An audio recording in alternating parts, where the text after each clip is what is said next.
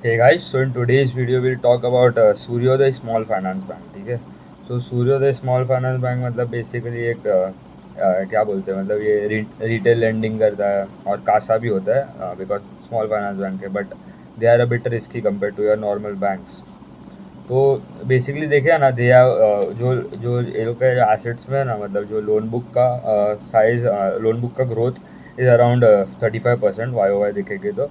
And और जो categories है ना, मतलब they are into two parts. मतलब एक होता है आपका जो आई एफ करके, इंक्लूसिव फाइनेंस करके, मतलब वो अनसिक्योर्ड पार्ट है ऑफ द बुक. एंड दूसरा जो है रिटेल एसेट्स.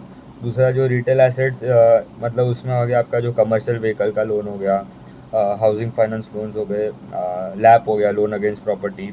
तो दैट इज़ इनटू मतलब जो 56% of the book that is secured which is retail assets.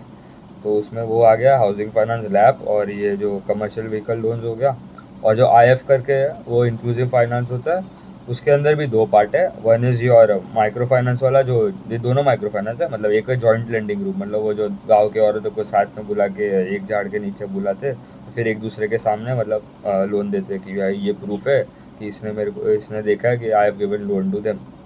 और जो दूसरा एक है विकास लोन करके, तो वो मतलब वो देखेंगे ना, मतलब जो जॉइंट लेंडिंग ग्रुप में जो बेस्ट, मतलब क्या बोलते हैं, मतलब सब टाइम पे देते हैं, सब लोन पे करते हैं टाइम पे, मतलब जो ग्रेजुएटेड कस्टमर्स बोलते हैं.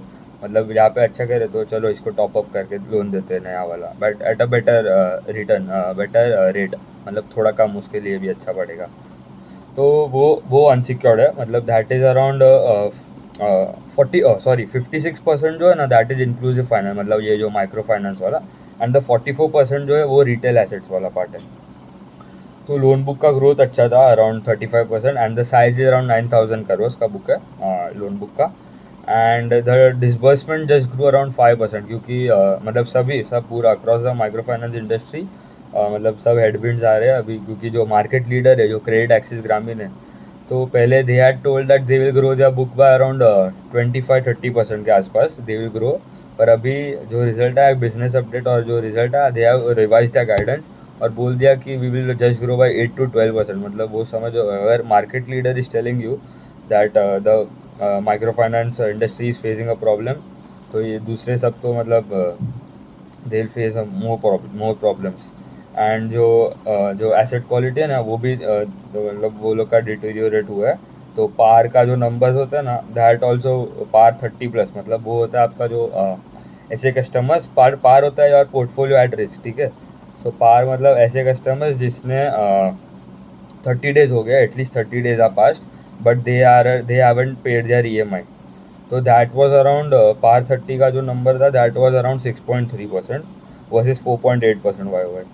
और G N P A was around 2.9 versus 2.9 Y O Y, मतलब जी एन पी ए वो सेम था. और N N P A was 0.8 versus 1.4 Y O Y. मतलब अगर G N P A same है और एन एन पी ए कम हुआ है, मतलब उसका मतलब क्या, प्रोविज़न ज़्यादा करना पड़ा है, क्योंकि G N P A minus your provision that equals your N N P A. तो इसका मतलब ये क्रेडिट कॉस्ट भी बढ़ गया है. तो क्रेडिट कॉस्ट भी वो लोग ने बोला है कि इट विल बी अराउंड 2.5% रहेगा, मतलब फॉर फुल ईयर FY25 के लिए. एंड जो यील्ड होता है, yield is the rate at which the Suryoday will lend to the customers. तो that is around 19.6% versus 20.1% Y O Y. And the cost of borrowing is मतलब the rate at which Suryoday will borrow money from other banks हो गए, other N B F Cs हो गया. तो that is around 6.8% versus 6.7% Y O Y.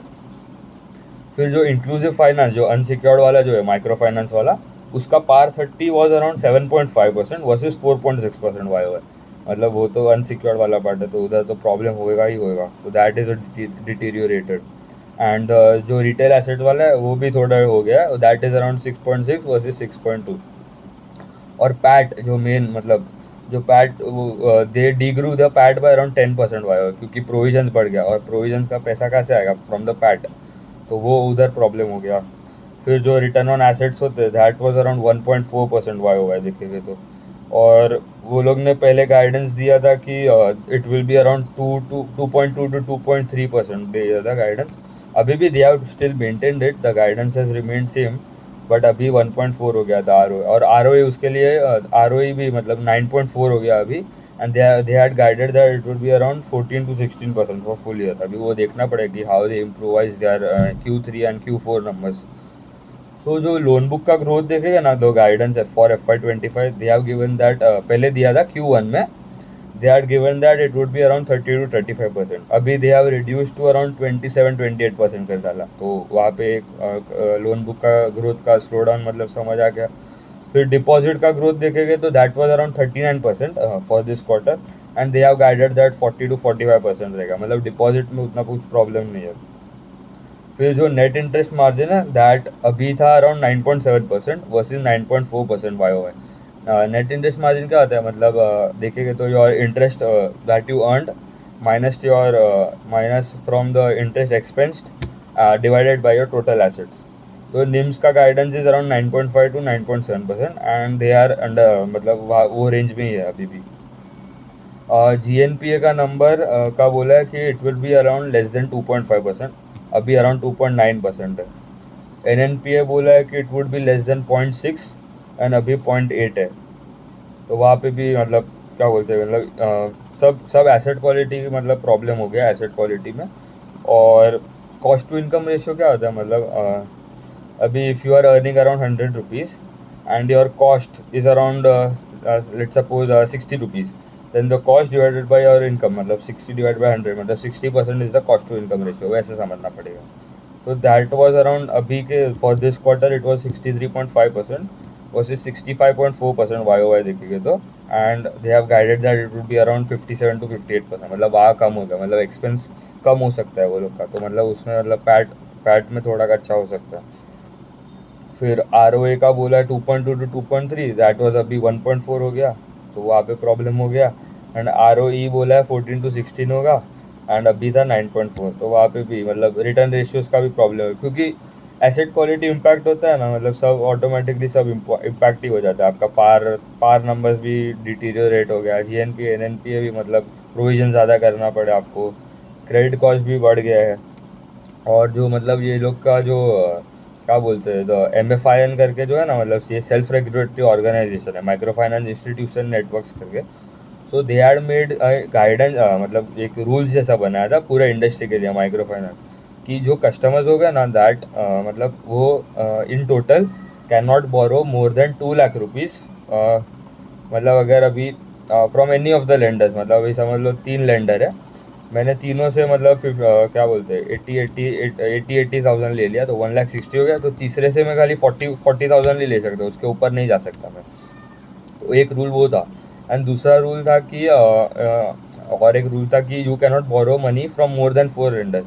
If you are borrowing let suppose 10,000 rupees also, तो 10 करके मतलब 40,000 के ऊपर. अभी इफ़ यू आर तो मतलब 4 के ऊपर आप नहीं जा सकते हो, 4 लेंडर्स से ऊपर. तो वहाँ पे भी सबको धीरे धीरे gradually they have to slow down. तो जो सूर्योदय का जाता ना 4 प्लस सूर्योदय, मतलब वो क्या होता है, 4 लेंडर ऑलरेडी है एक कस्टमर के. एक लेट सपोज कोई कस्टमर है, ठीक है, एंड उसने पहले से लोन ले लिया है, ओवर लेवरेज हो गया था बेसिकली सब पूरे माइक्रो फाइनेंस इंडस्ट्री में. तो 4 लेंडर से already they have taken loan, और सूर्योदय से भी ले लिया है पहले ले, अभी रूल बनाया था ना जून जुलाई में. तो वो that customers are around 25% of the customers, मतलब सूर्योदय के जो है. तो दे हैव टेकन, मतलब अगर 5 लेंडर हो गए टोटल, तो वहाँ पे भी मतलब कट डाउन करना पड़ेगा.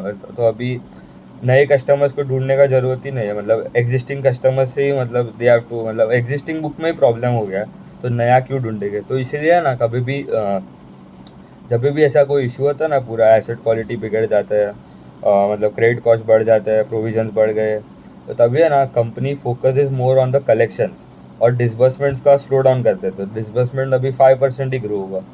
वो इशू हो गया. एंड जो सिक्योर्ड बुक था ना, वो एक अच्छा है कि सिक्योर्ड बुक का part they have increase quarter on quarter. तो पहले around secured book was around 42% था Q1 में, तो अभी 44 कर डाला है.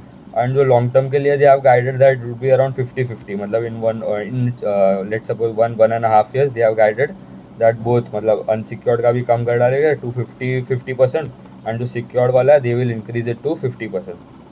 तो वो एक अच्छा है.